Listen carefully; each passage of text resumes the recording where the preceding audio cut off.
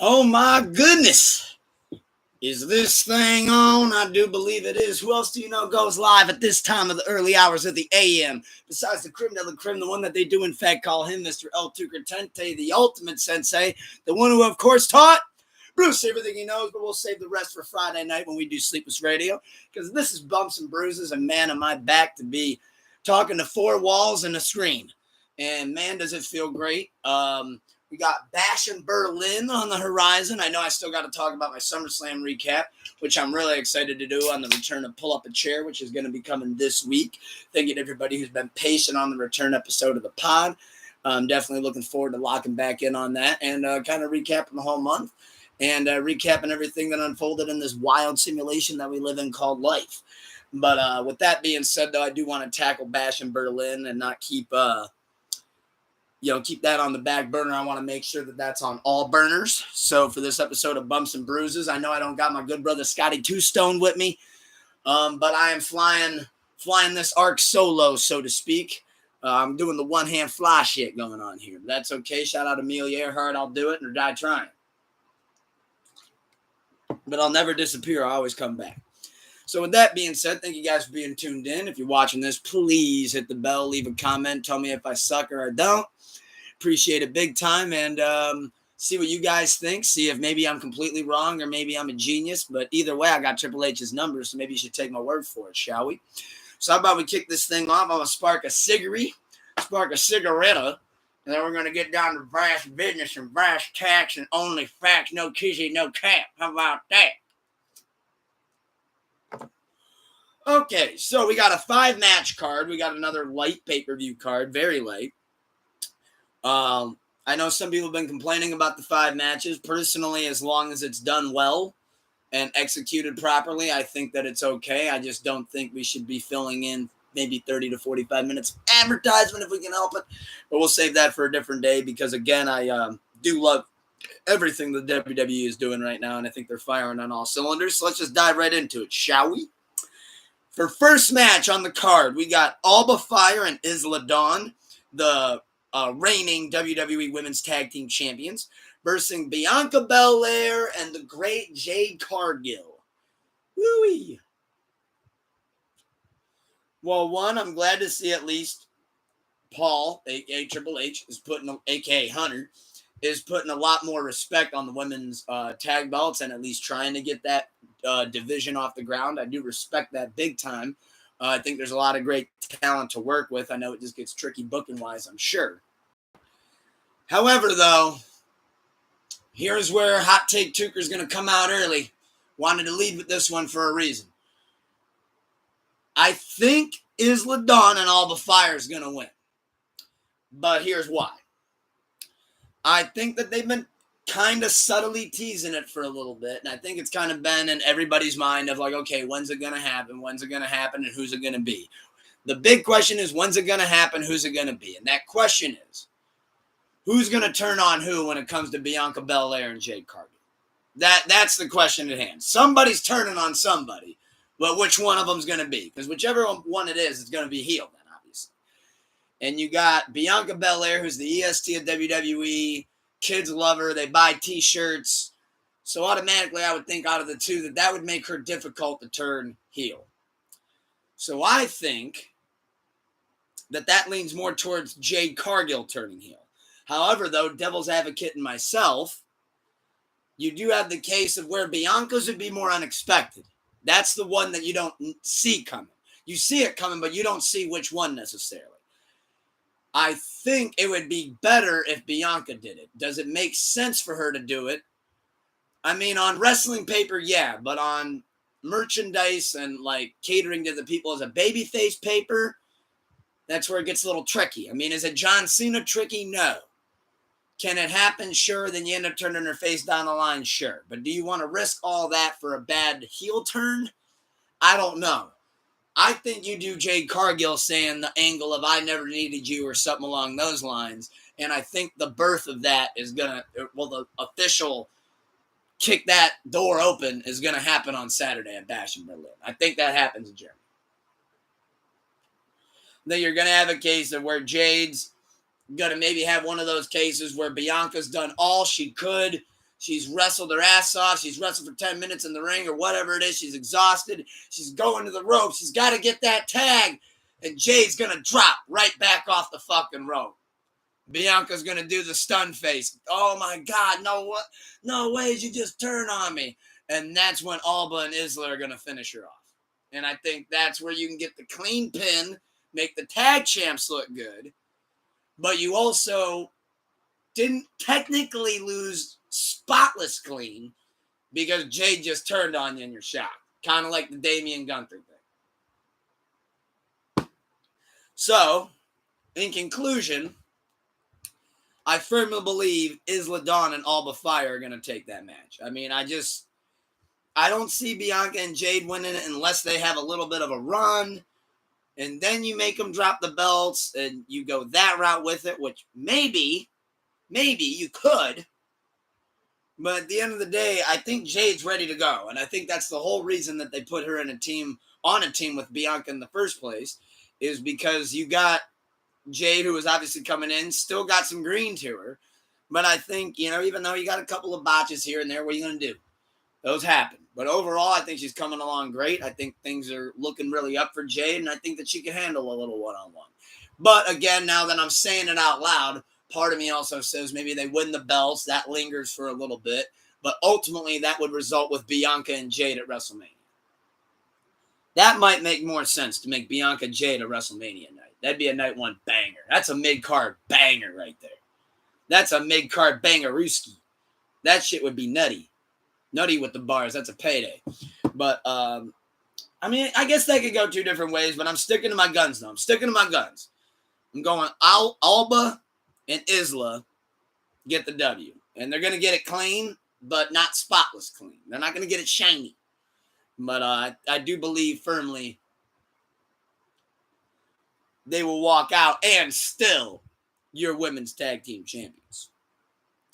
Speaking of and still, how about we move to a World Heavyweight Championship match? We put a big belt on the line. We got the WHC, the World Heavyweight Champion, chip defended. It's on the line. You got Gunther, the champion, versus I hear voices in my head. Oh, that sounded so bad, and I hope nobody clips it. But that's an interesting match because you got Gunther in his hometown defending the belt. He just won it. But you also have a red-hot Randy Orton, where people are singing the song in every single city he goes to. That's what makes this whole thing interesting. However, though, I want to show credibility, and I got to stick to. I do believe Gunther's going to retain. It's his hometown. It's his home country. It's Germany. I don't see a world either where you make him take a clean loss from Randy Orton. I don't think Kaiser's fucking him over either. Let's not get too off the rails here. I do think Gunther's going to win. He's going to win clean. I think it's going to be a 5-star banger. I think it's going to be a big-time match. I hope Randy Orton doesn't lose his collarbones and shoulders when he gets chopped. That should be a concern on people's minds. I think that Randy's going to show that he's going to put on a good fight, and I think this might even end up carrying out all the way to Bad Blood. However, Gunther's going to get that win. And as I do firmly believe he deserves it, I know Randy's been selling the shit out of it on the promo, making you think, well, maybe. But overall, though, I think that one's kind of a cut and dry, kind of a clear one. But overall, though, I think it's going to be an amazing match. I think it's going to be an absolute fucking banger. And I don't think that it stops here. I do believe that one's going to go all the way to probably Bad Blood, because I don't think you should end that feud quite yet, especially with how the first match ended at King of the Ring with the faulty pin. And I think that even though Gunther would be 2 up on him, I don't think necessarily has to be a technical rubber match. I just think that they have to do a best of 3. Well, not really a best of 3 because that Gunther still win it. But man, Gunther and Randy Orton, I mean, come on. That's like a dream match. That's like a WWE GM mode, something you'd love to book. Make a class change. Make Randy a specialist. But absolutely going to be a banger of a match, though. For the next match, which I think is potential to have a lot of different things unfold in it, we got Damian Priest and Rhea Ripley, the Terror Twins, versus that dirty bastard Dominic Mysterio and Liv Morgan. So, I think that a lot of interesting things could happen in that match. I think you could look out for potential Chyna back from the grave return. Oh, no, I'm sorry. R.I.P. Joni Lauer, R.I.P. Chyna. I'm sorry. My ADHD got the best of me, and we just started spewing shit out. I'm sorry. Sorry, Chyna. Or as Trump would say, China. But I do firmly believe, though, that will actually be probably a candidate for a sleeper match of the night, because I don't think people realize how great that mixed tag match has the potential to be. But you got Damian Priest and Rhea the Terror Twins, and then you got Dominic with his deadbeat dad. No, he's not out there. And you got Liv. That gets tricky, because does Judgment Day get involved? I'm sure they probably do in some capacity. Or do they make the Terror Twins look really good and they job out the Judgment Day? Make them look like a bunch of jobbers, which is what the IWC and the internet say about them anyways.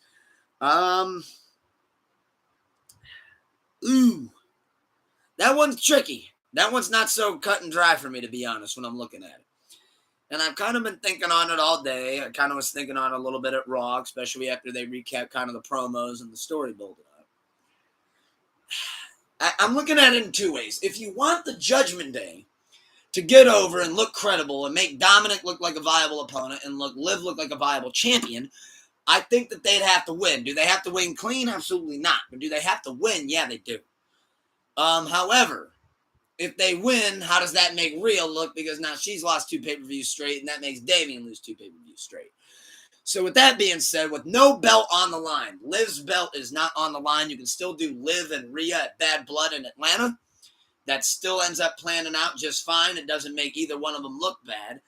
It can only make one of them look really strong. So I think in that case, you got a case of, I do believe Damian Priest and Rhea Ripley are going to beat, Dominic Mysterio and Liv Morgan clean. I do firmly believe that. Is Judgment Day going to get involved? I think so, but I think they're just going to make the Terror Twins look really good. I don't think they're going to make them take 2 straight pay-per-view losses. And then again, you also got to think of who takes the pin. Does Liv pin Rhea again? Or does Rhea pin Liv? Because that sounds more likely. Does Damien pin Dominic? Or does Dominic pin Damien? Because I can tell you who's going to pin who right now. It's going to be Rhea pins Liv. I know that everybody would think it would be Damien pins Dominic, but Dominic takes a lot of pins. Liv recently really hasn't. So I think Rhea should get the clean pin on Liv, and I do think that that's how it's going to go. However, if I wanted to say who I want to win this match, I want Dominic and Liv to win, but I do feel like Damien and Rhea are going to win because, like I said again, you don't want to make them continuously take back-to-back pay-per-view losses like that, because then that just overall just kind of makes them look bad. And I think everybody watching this, I'm sure you're a pro wrestling fan, and I'm sure you know enough to know that. For the next match we got CM Punk versus Drew. CM Punk! We got CM Punk versus Drew McIntyre in a strap match. I think that that's going to be the best match on the card. I'm a huge CM Punk fan, and I've actually came to like Drew McIntyre's heel work a lot. I think that has potential to be, for sure, the best match on the card. The feud's been red hot. Every promo has been amazing. Even Punk laying under the ring at Raw and going on Instagram Live. I mean, that's absolutely incredible. You had Drew go over at SummerSlam. Obviously, everything unfolded the way it did there. But now you don't got Seth Rollins involved. Now you got Drew, CM Punk, one-on-one strap match in Berlin. I got to rock with my guy again. I'm sticking to my guns. I'm sticking to the best in the world, Mr. CM Punk, Phil Brooks. I got CM Punk beating Drew, which then would culminate to them doing a rubber match, a tiebreaker at Hell in the Cell. For those that don't know what a rubber match is, it is a tiebreaker. So at Hell in the Cell, I do firmly believe that's when you're going to do the Drew McIntyre CM Punk payoff. Still give Seth Rollins time off, and then he can return, and then you can start building Punk and Rollins, or McIntyre and Rollins until you get the Rollins and Punk. But either way, I believe firmly, because I keep mentioning Bad Blood, because I know that that's what they're ultimately going to also be building towards. So I got CM Punk beating Drew McIntyre. It's going to be a 5-star banger. It's going to look fucking amazing. Hopefully Punk can hang in there and keep his tricep intact and all of his other body parts and organs intact. And I think that he's going to put on an absolute banger, and Drew McIntyre is going to look great. Punk's going to look great. Should be an absolute fucking capital EPIC match. And I think it's going to blow shit out of the water, and I think it's going to steal the show. Ain't no sleeper going on in that. That's a sleepless match, in fact. Punk and Drew are about to tear the fucking house down, man. And with that being said, that leaves us with one more match. One more match. Fight forever. One more match. And we got. That just stalls me time, by the way, so I can plug in my timestamps and at least have that preset. But for the undisputed WWE Championship, we got the American Nightmare, Cody Rhodes. Cody Rhodes versus, I just wanted to do that big time. But versus Kevin Owens, a.k.a. KO. I think that's going to be a great match. Of course, you got Kevin Owens, phenomenal. You got Cody Rhodes, best work of his career going on right now. I think firmly that that's obviously going to be a phenomenal match. I don't see why it won't be. I think they can easily go 20, maybe 25 minutes. I hope so, considering it's only a 5-match card. And at least make Kevin Owens look really strong, considering he has kind of had a rough past year as far as taking live losses as well as losses on live events. But overall, come on. Is Cody Rhodes losing the belt in Berlin, Germany, not even 6, whatever months after holding it? No, of course not. Of course Cody Rhodes ain't going to lose the belt. There could be a 12-gauge shotgun on this side of my head and a bazooka, fucking RPG on this side of my head with a guillotine on top of my head. And I would bet my fucking life that Cody Rhodes wouldn't be losing the belt to Kevin Owens in Berlin, Germany this Saturday at 4 p.m. Eastern time. But, yeah, no, that's Cody Rhodes all the way. At that point, you just hope that they can put on a great match. I do think it's going to be a one-off. It ain't building the bad blood. Only way it could build the bad blood is if maybe at the end of the match, Kevin Owens does a heel turn and then turns on Cody. Maybe that could be a way to end the night. I'm just saying. I'm not saying Triple H texted me because I do have to sign NDAs. But I'm just saying there might be a world where Kevin Owens loses and he might be a little bummed about it. And he might go to congratulate Cody and put his hand up and then stunner him and beat the shit out of him. Not saying it's going to happen because legally I can't. But I can say that maybe just, I don't know, trust your ultimate sensei and keep an eye out for him. I don't know, do you? I don't know, do you? I do. I got his number, brother. So with that being said, I got Cody Rhodes. Cody Rhodes! Oh my, that might wake somebody up. This is actually recorded very in the early hours of the AM, so I don't know when you guys are watching this, but that one's pretty loud. I hope I don't hear that one from the WAF. That wouldn't be too swell now, would it? But with that being said, though, big cheers, big pros. Thank you guys for all being tuned in. Hope you enjoyed this episode of Brubs and Bruises. Please leave your comments. I love knowing what you guys think. Let me know if I'm batshit insane, which I probably am, so I'll take your word for it as well. You can get a good look at a T-bone by sticking your head up a bull's ass, but wouldn't you rather just take the butcher's word for it? That's a Tommy Boy quote, dude. But before we get too sidetracked there, I just want to say, man, it feels good to be back in a pod space, so to speak, and being live at the early hours of the AM. I miss my good brother Scotty Two Stone when you tune into this, brother. Can't wait till we do our next episode together, and we get something that we have planned behind the scenes, getting ready to pop off as well at some point. And I think you guys should be looking forward to that, at least you wrestling fans out there. And thank you to everybody for being tuned in on Reddit, YouTube. I appreciate you guys big time. Hit that bell, like, and subscribe, please. I got a bum hand, so there should be more content coming out as well. So I'm going to keep it flooding. I'm going to keep the wave coming. With that being said, it's El Tucker Tente, your ultimate sensei, your captain speaking. Mr. Keep the love high and the hate low, but we'll save the rest for Friday. Which let me just give you a little bit of insight on that for the Sleepless Radio family members, a familia tuning in. We do have the battle already booked. It's a loser's bracket redemption matchup, 12 rounds, Friday night. OG Sleepless Radio style, Friday night. We got 3 Doors Down versus 3 Days Grace. I got 3 Doors Down, and the returning brother to the Sleepless Radio hot seat, J. Roland Jovi, will be representing 3 Days Grace. So on that note, let me know who you guys got winning on that. Hit the poll over on Reddit. Nothing left to say, but hope you guys enjoyed the episode. Glad to be back.